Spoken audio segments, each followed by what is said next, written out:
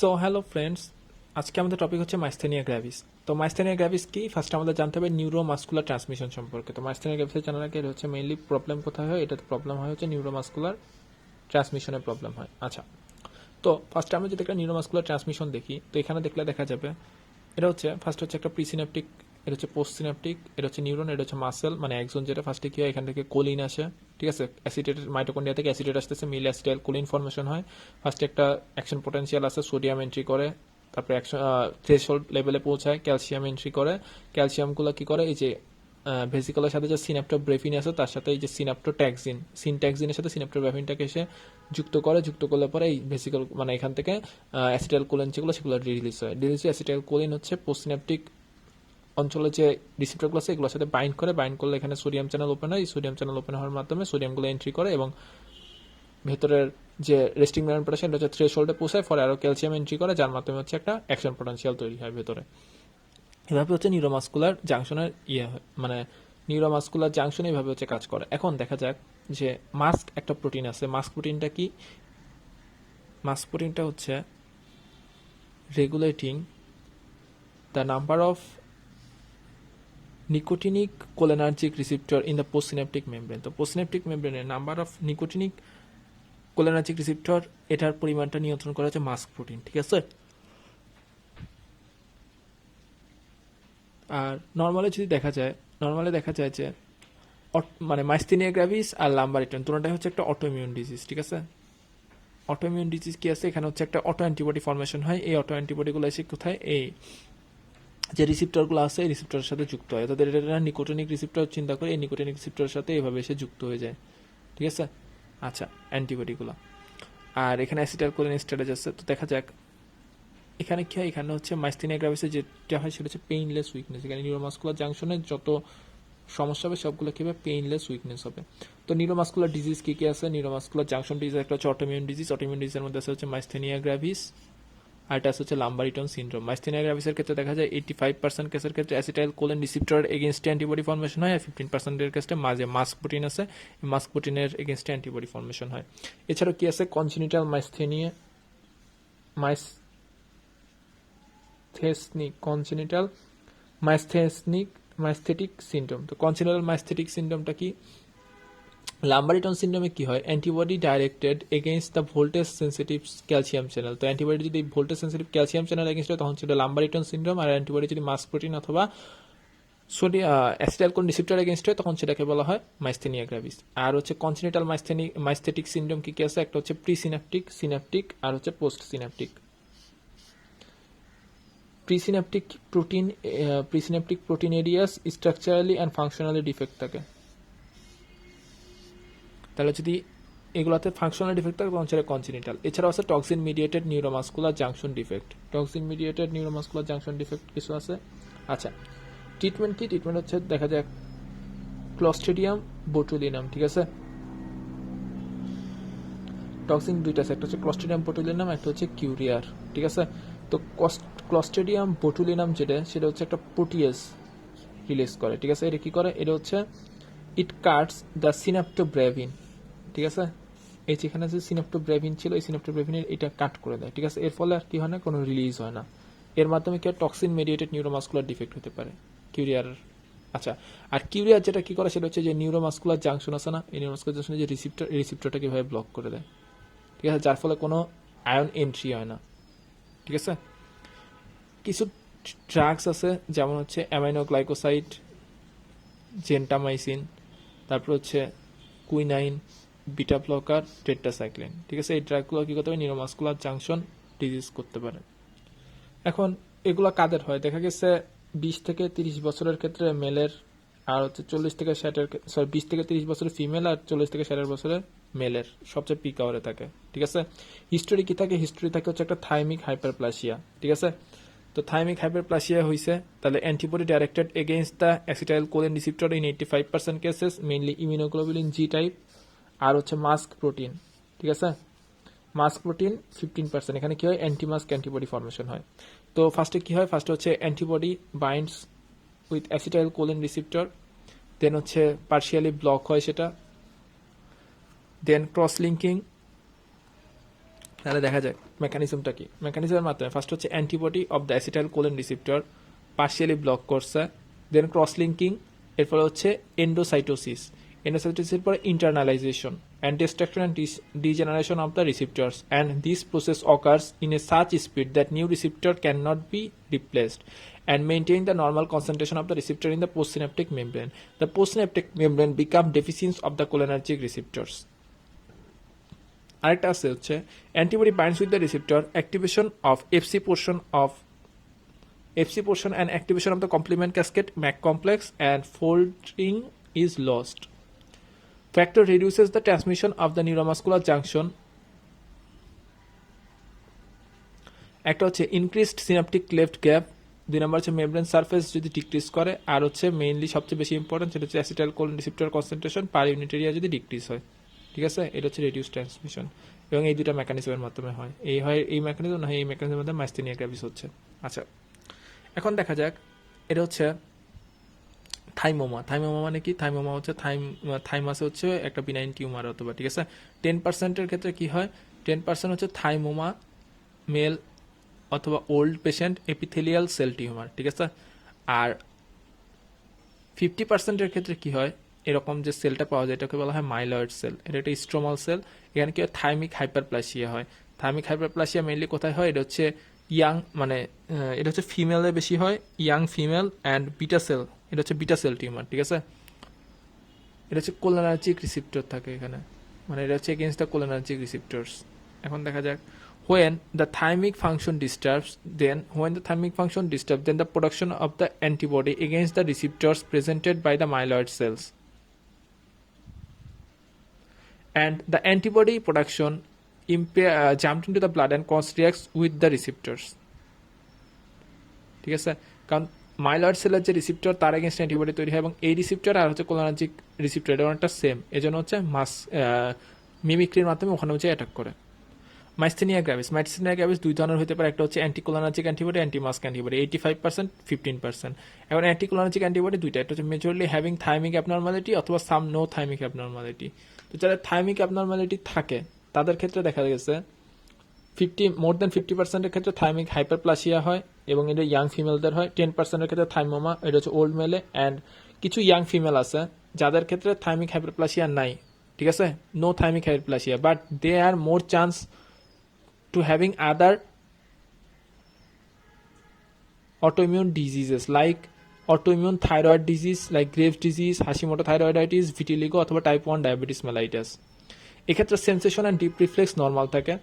Painless skeletal muscle weakness, এখানে mainly কি হয়, পেইনলেস স্কেলেটাল মাসেল উইকনেস। তাহলে ফিচার কি কি আছে, এটা হচ্ছে পেইনলেস, অনসেটটা হচ্ছে ইনসিডিয়াস, তারপর হচ্ছে ফ্লাকচুয়েটিং কি হয়, sometimes more and sometimes less, তারপর হচ্ছে increased fatigue with sustain or repeated effort, অনেক বেশি কাজ করার পর হচ্ছে ফ্যাটিক হয়ে যায়। এরপর হচ্ছে in morning it patient feels better but evening get ওরসেন।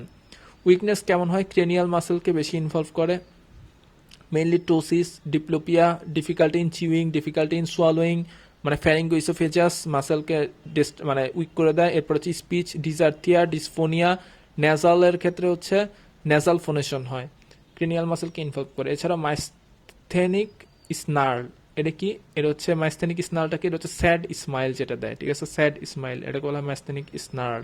এছাড়া হচ্ছে first eye development, then gait problems. Lambert Eaton syndrome হচ্ছে ফার্স্ট লিম্ব মাসেল অ্যাটাক।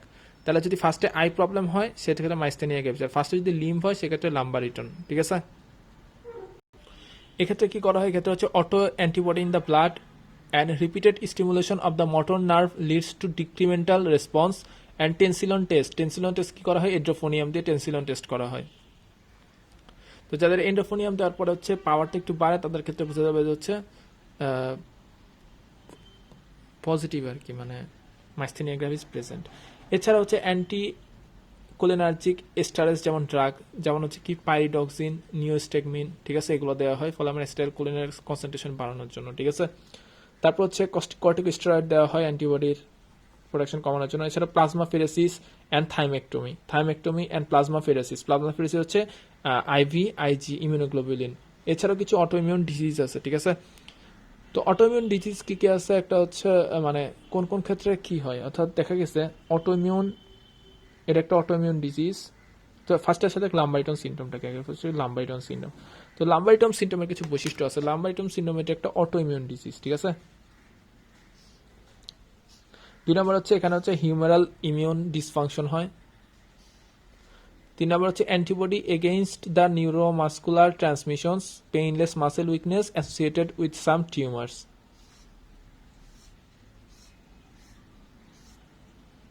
আচ্ছা, তো লাম্বারিটন সিনড্রোম আর মাইস্থেনিয়া গ্রাভিস এই দুটার মধ্যে মেইনলি ডিফারেন্স কোথায় আছে? একটা হচ্ছে মাইস্থেনিয়া গ্রাভিস যেটা সেটা হচ্ছে পোস্ট সিনাপটিক ডিজিজ, লাম্বারিটন সিনড্রোম হচ্ছে প্রি সিনাপটিক ডিজিজ। এখানে antibody against acetylcholine receptor, acetylcholine receptor, nerve receptor অথবা মাস্ক রিসিপ্টর। আর হচ্ছে antibody against the calcium channel, voltage gated calcium চ্যানেলের উপর হয়। এটা হচ্ছে থাইমিক অ্যাবনরমালিটি, যেমন থাইমিক হাইপারপ্লাসিয়া অথবা থাইমোমা প্রেজেন্ট থাকে। এখানে হচ্ছে 50% ক্ষেত্রে দেখা যায় small carcinoma of the lung, ঠিক আছে।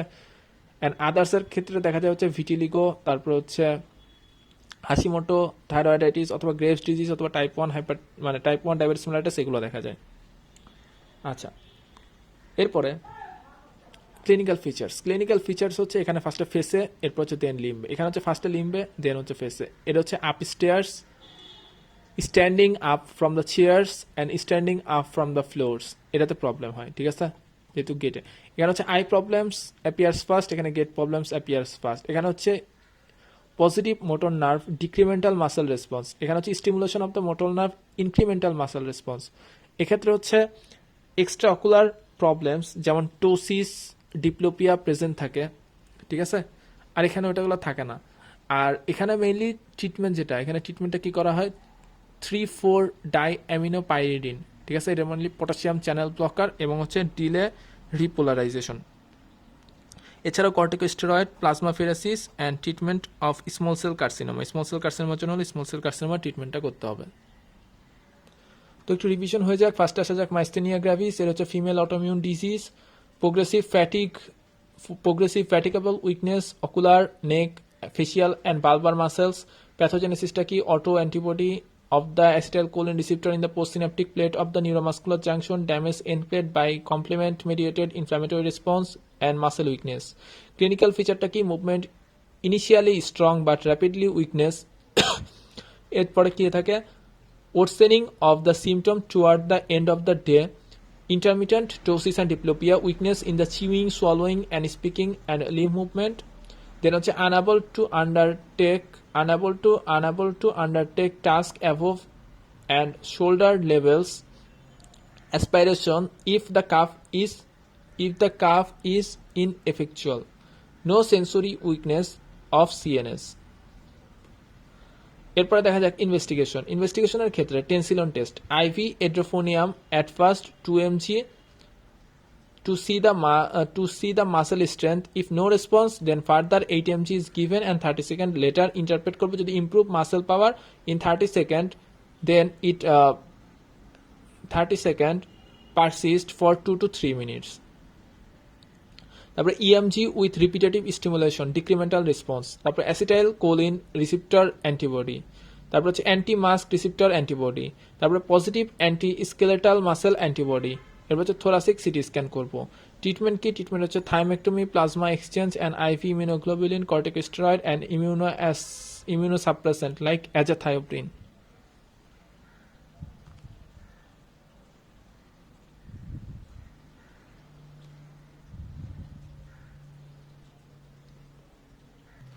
আর লাম্বারিটন সিনড্রোমের ক্ষেত্রে কি হয়? Antibody to the pre synaptic voltage gated calcium channel. এখানকার ক্লিনিক্যাল ফিচারটা কি? Autonomic dysfunction with muscle weakness, absence of tendon reflex which can return immediately after sustained contraction of relevant muscle. Diagnosis কি করবো? একটা হচ্ছে electrophysiologically by the presence of post tetanic potentiation of the motor response of the nerve stimulations. Treatment কি করব? 3,4 diaminopyridine. Our next question is oculosympathetic pathway. Oculosympathetic pathway কি? Horner's syndrome, ঠিক আছে।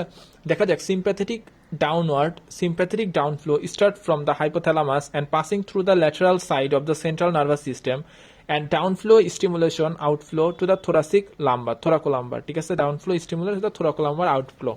Thoracolumbar মানে কি normally C8 two T1 or T2, তাহলে C8 or T1 or T2 থেকে এটা মেইনলি শুরু হয়েছে আউটফ্লোটা। এরপরে সিলিও স্পাইনাল সেন্টার অফ বাজ, ঠিক আছে, সিলিও স্পাইনাল এই অঞ্চলটাকে বলা হয় হচ্ছে সিলিও স্পাইনাল সেন্টার অফ বাজ, যেটাকে বলা হয় C8 T1 and T2। আচ্ছা, ফার্স্টে কি হচ্ছে, এখান থেকে সিম্প্যাথেটিক নার্ভ যেটা এখান থেকে বের হচ্ছে, ঠিক আছে, এটা হচ্ছে হাইপোথ্যালামাস সিম্প্যাথেটিক নার্ভ, দেন এখান থেকে আউটফ্লো বের হচ্ছে থোরাকোলাম্বার আউটফ্লো। তো আউটফ্লোটা এখান থেকে বের হচ্ছে, বেরোর পর এখানে হচ্ছে গ্যাংক্লিয়ন, এটা হচ্ছে সুপিরিয়র সার্ভাইকাল গ্যাংক্লিয়ন। দেন সেখান থেকে এটা হচ্ছে ক্যারোটিড আর্টারি, এটা হচ্ছে ইন্টারনাল ক্যারোটিড, এখানে হচ্ছে পুলিং করে ইন্টারনাল ক্যারোটিড হচ্ছে ক্যাভার্নাস সাইনাসের ভিতর দিয়ে যাচ্ছে, যাওয়ার সময় এখান থেকে এরা হচ্ছে নার্ভের সাথে যাচ্ছে, কোন নার্ভ, এটা হচ্ছে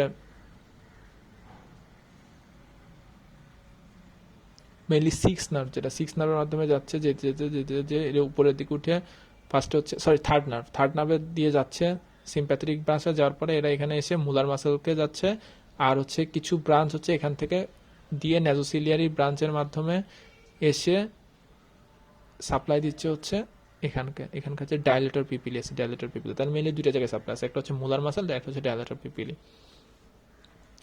আর এদিকে কি আছে, এদিকে আছে হচ্ছে সিউডো মোটর ফাইবার, এখানে কিছু আছে, এটা হচ্ছে সিউডো মোটর ফাইবার, ঠিক আছে, সিউডো মোটর ফাইবার, এখানে আছে কিছু ভ্যাসোমোটর ফাইবার, ঠিক আছে, এটা হচ্ছে অ্যানহাইড্রোসিস। তো এখানের জন্য সমস্যা হলে তাহলে সেক্ষেত্রে অ্যানহাইড্রোসিস হবে। আর সিউডো মোটর ফাইবার যদি কোনো প্রবলেম হয় তাহলে টেম্পারেচার রেগুলেটরের জন্য আমাদের কি হতে হবে, সোয়েটিং করতে হবে। আর লাঙে একটা টিউমার হইতে পারে অ্যাপেক্সে, যেটা হচ্ছে প্যানকোস টিউমার, এটা আমার হর্নার সিন্ড্রোমের কজ। আচ্ছা দেখা যাক, ফার্স্ট হচ্ছে ইন্টারনাল ক্যারোটিড আর্টারি, তাহলে দেখো ফাইবার ডিস্ট্রিবিউশন, ফার্স্ট হচ্ছে ইন্টারনাল ক্যারোটিড আর্টারি, তারপর হচ্ছে থার্ড নার্ভ, তারপর হচ্ছে মুলার মাসেল। এছাড়াও internal carotid artery, nasociliary nerve, long ciliary nerve, সেখান থেকে হচ্ছে ডাইলেটর পিপিলি, ঠিক আছে। আচ্ছা, এখানে যদি হর্নার সিন্ড্রোম মানে কি এখানে কোনো ড্যামেজ হয়, ঠিক আছে, সিম্প্যাথেটিক নার্ভে যদি কোনো ড্যামেজ হয় সেক্ষেত্রে হর্নার সিন্ড্রোম। এখানে কি হবে, একটা হচ্ছে পার্শিয়াল টোসিস, 2 নম্বর হচ্ছে মায়োসিস, 3 নম্বর হচ্ছে অ্যানহাইড্রোসিস, অর্থাৎ সুয়েটিং হবে না, ঠিক আছে। তারপর হচ্ছে facial flushing and enophthalmos due to reduced palpebral symptoms. তারপর ফেশিয়াল ফ্লাশিং, এখানে ফেশিয়াল ফ্লাশিং হবে। এছাড়া হচ্ছে হেটারোক্রোমিয়া, ফেশিয়াল ফ্লাশিং হবে হচ্ছে থার্মোরেগুলেশনের জন্য। এছাড়াও হেটারোক্রোমিয়া ইন দ্য চিলড্রেন। পজিশনটা কোথায়, পজিশন হচ্ছে in between the prevertebral fascia and the carotid sheath of sympathetic chain, তাহলে in between the prevertebral fascia and the carotid sheath of the sympathetic chain. আচ্ছা, causes কি কি আছে হর্নার সিন্ড্রোমের কজেস, একটা হচ্ছে সেন্ট্রাল, একটা হচ্ছে পেরিফেরাল। সেন্ট্রাল কজ চিন্তা করা যায়, এটা হচ্ছে first order neuron and second order neuron up to the cervical ganglion পর্যন্ত, ঠিক আছে, সুপিরিয়র সার্ভাইকাল গ্যাংলিয়ন পর্যন্ত। তো ফার্স্ট অর্ডার নিউরনে কি কি হতে পারে, একটা হচ্ছে পিটুইটারি টিউমার, ঠিক আছে, এটা হচ্ছে আপগোয়িং ফাইবারের পিটুইটারি টিউমারে এখানে প্রবলেম হতে পারে। 2 নম্বর হচ্ছে ব্রেন স্টেমে কি হতে পারে, ব্রেন স্টেমে নিওপ্লাজম, ইনফেকশন, ডিমাইলিনেশন, ডিজেনারেশন। এছাড়াও সিরিঙ্গোমাইলিয়া, এছাড়াও lateral pontine syndrome, lateral medullary syndrome. এরপর হচ্ছে Wallenberg syndrome due to interruption of the posterior inferior cerebral আর্টারিতে ইন্টারাপশনের জন্য ওয়ালেনবার্গ সিনড্রোম। এরপর হচ্ছে আর্নল্ড সিলিয়ারি সিনড্রোম। আর হচ্ছে সেকেন্ড অর্ডার নিউরনের ক্ষেত্রে কি করতে পারে, সেকেন্ড অর্ডার নিউরনের সবচেয়ে ইম্পর্টেন্ট ছিল মনে রাখলেই নয়, এটা হচ্ছে প্যানকোস টিউমার কি, it is a non small cell carcinoma at the apex of the lung, usually diagnostic in smokers. এছাড়াও সার্ভাইকাল রিপ যদি পেশেন্ট থাকে, এছাড়াও trauma, surgery, infection and lymphadenopathy. আর হচ্ছে পেরিফেরালি কি হয়, aneurysm and dissection of the internal carotid artery, sudden Horner syndrome plus pain plus neck and face. তাহলে কোনো কারণে যদি সাডেন হর্নার সিনড্রোম পাওয়া যায়, সাথে pain in the neck and face, সেক্ষেত্রে আমাদের aneurysm, dissection of the internal carotid artery চিন্তা করতে হবে। এছাড়া আসছে হচ্ছে রেইডার সিনড্রোমটা কি, প্যারাট্রাইজেমিনাল সিনড্রোমও বলা হয়। এখানে কি হয়, pain on area supplied by the ophthalmic division of trigeminal nerve plus হচ্ছে হর্নার সিনড্রোম। এছাড়াও কি হতে পারে, হার্পিস জোস্টার ভাইরাস। ইন চিলড্রেনের ক্ষেত্রে বার্থ ট্রমা। Can catch